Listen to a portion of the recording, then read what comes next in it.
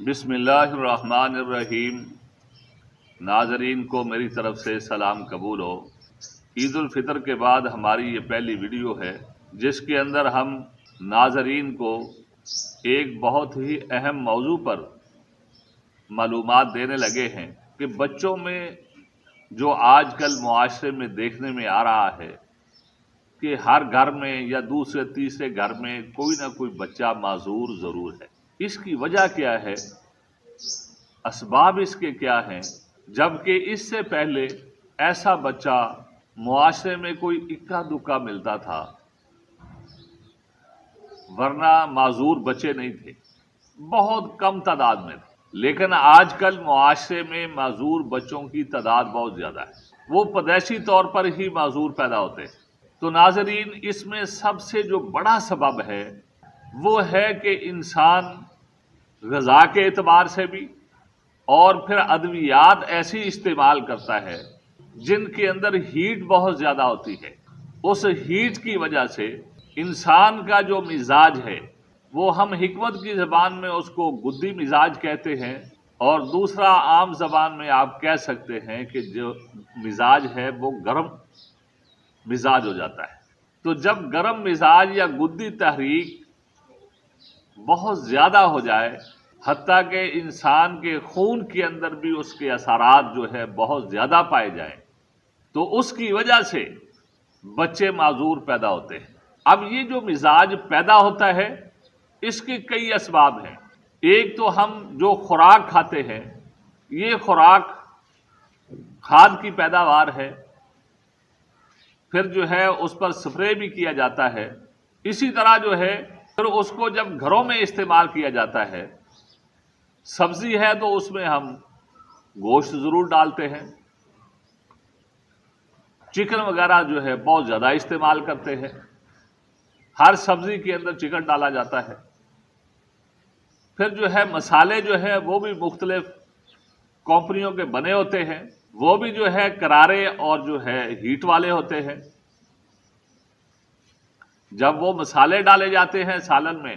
تو سالن کا چسکا تو بن جاتا ہے، لیکن اس کا نقصان کیا ہوتا ہے کہ اس خوراک کو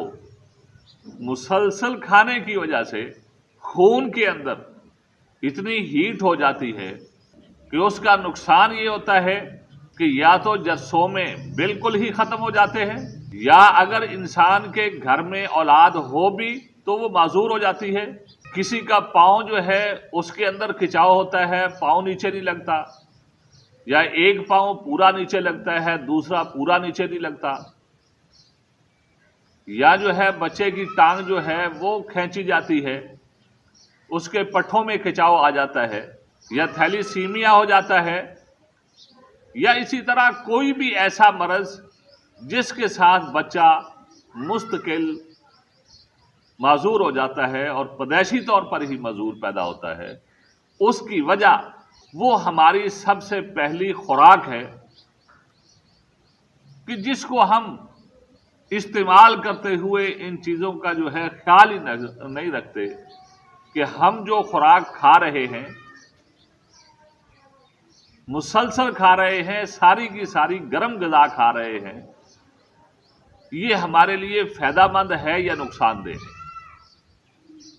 حالانکہ انسان کو اپنی خوراک جو ہے معتدل رکھنی چاہیے کہ اعصابی خوراک بھی کھانی چاہیے جس کے اندر تری بڑی زیادہ ہوتی ہے،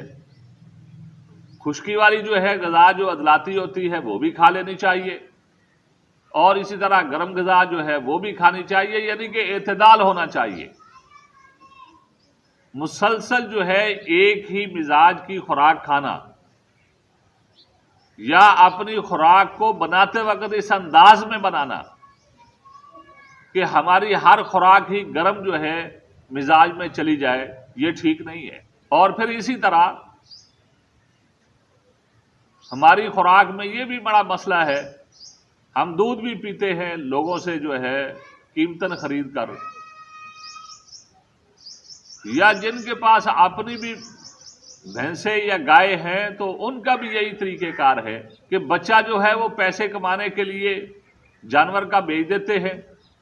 اور پھر دودھ حاصل کرنے کے لیے ٹیکا استعمال کرتے ہیں۔ اب وہ ٹیکے والا جو دودھ ہوتا ہے وہ بھی بڑا نقصان دہ ہوتا ہے، اس میں بھی ہیٹ ہوتی ہے۔ تو ناظرین جو ہے یہ معذور بچوں کا پیدا ہونا یہ سب سے بڑا سبب یہ ہے کہ والدین اپنی خوراک کے اندر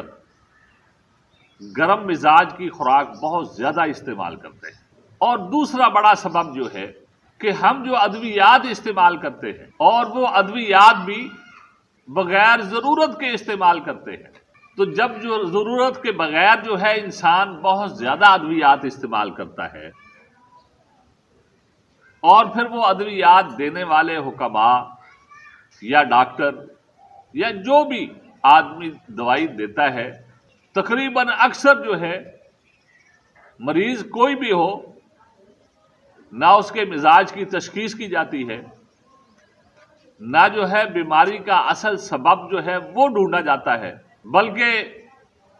ایسی ادویات جو کتابوں میں لکھی ہیں یا نسخے مشہور پڑے ہیں یا سنے ہیں وہ بنا کر جو ہے ہر کسی کو دیا جاتا ہے۔